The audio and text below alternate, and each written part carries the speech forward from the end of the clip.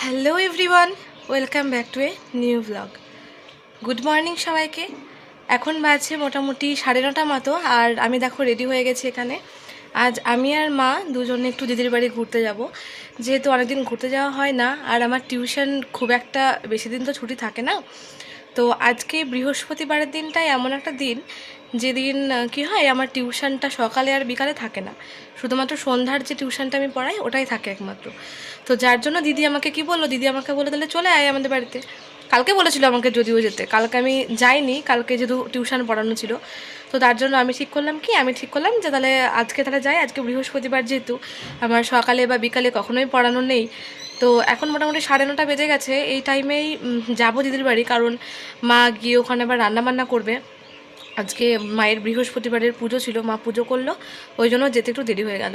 আর হ্যাঁ, আমার তরফ থেকে সকল মাধ্যমিক পরীক্ষার্থীদেরকে অনেক বেশি শুভেচ্ছা জানাই। তো চলো দিদির বাড়ি আগে বেরিয়ে যাই, বেরিয়ে গিয়ে তারপরে আগে ওদের রেজাল্টটা দেখবো, তারপরে তোমাদের সাথে কথা বলবো। তো চলো। তো এই যে দিদির বাড়ি চলে এসেছি। এখন দিদির বাড়ি চলে এসে পাপানকে কোলে নিয়েছি, আর পাপান শুধু বারবার চাইছে আমার ফোনটাকে নিতে, কারণ ও নাকি আমার ফোনে ছবি দেখবে। এবার যেহেতু ভিডিও অন করেছি, তো তার জন্য কি হচ্ছে, ওকে আর আমাকে ফোনে দেখা যাচ্ছে, তো ও ভাবছে ওগুলোকে ছবি, তাই ভাবছে ও। তো যার জন্য ও বারবার ফোনটাকে নিতে চাইছে। আর এদিকে মা আসার পরে মা আরও অনেক কিছু নিয়ে এসেছিলো দিদির জন্য, তো সেই জিনিসগুলো আর কি দিদিকে সব বার করে দিল।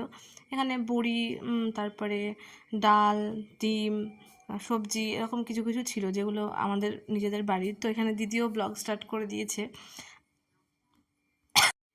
আর এই যে পাপান অনেক দূর থেকে দেখতে পাচ্ছিল যে মা ডিম নিয়ে এসেছে। আমি তো বুঝতে পারছি না, মানে আমি নিজেও জানতাম না যে মা দিদিদের বাড়িতে ডিম নিয়ে এসেছে তা, কিন্তু ও জানে না কীভাবে অনেক দূর থেকে দেখে ফেলেছে ডিম আছে, তো ডিম ডিম করে চিৎকার করছিল ওখানে অনেকক্ষণ থেকে। আর কিম আমাদেরকে ভালো করে দেখতেই পায়নি যখন আমরা ঢুকেছি তখন। আর এই যে এখন ও দেখতে পেলো, আর এখন আমার কাছে আসার জন্য কি হুটোপাটা করছিল। কোলে না নেওয়া পর্যন্ত কিন্তু কিছুতেই থামবে না, যতক্ষণ না পর্যন্ত ওকে কোলে না নেওয়া যাবে। তো যাই হোক, এরকম করে হুটোপাটা করতে করতে আমাকে সোফার ওপর ফেলে দিয়েছিল। তো যাই হোক, এই যে পাপান সোনা মায়ের কাছে এখন আছে, মায়ের সঙ্গে গল্প করছে ডিম ডিম করে। হ্যাঁ, ডিম মাছ এগুলো খুব ভালোবাসে, দেখতে বেশি ভালোবাসে ডিমগুলোকে, আর মাছটাও খেতে বেশি ভালোবাসে। তো দিদি সমস্ত জিনিসগুলোকে কৌটোয় কৌটোয় ভরে ভালো করে নিয়ে যাচ্ছিলো। তারপরে এদিকে রান্নাবান্নাও দিদি শুরু করে দিয়েছে। সেদিনকে অনেক কিছুই রান্না হয়েছিল মোটামুটি। এখানে মানে জামাইবাবু বাজার থেকে মাছ, মানে এটা কী মাছ ছিল, ব্রিকেট মাছ না কী মাছ আমার ঠিক জানা নেই, আর এটা হচ্ছে গলদা চিংড়ি। আর মা এই যে এদিকে সবজি কাটতে বসে গেছে, বিভিন্ন যে সবজি টবজিগুলো রান্না হবে সেই সবজিগুলো মা এখানে বসে বসে কাটছে। তখন মোটামুটি প্রায় 10টা 10:30 মতো বাজছিল যখন এই সমস্ত সবজি টবজি কাটাকুটি হচ্ছিলো।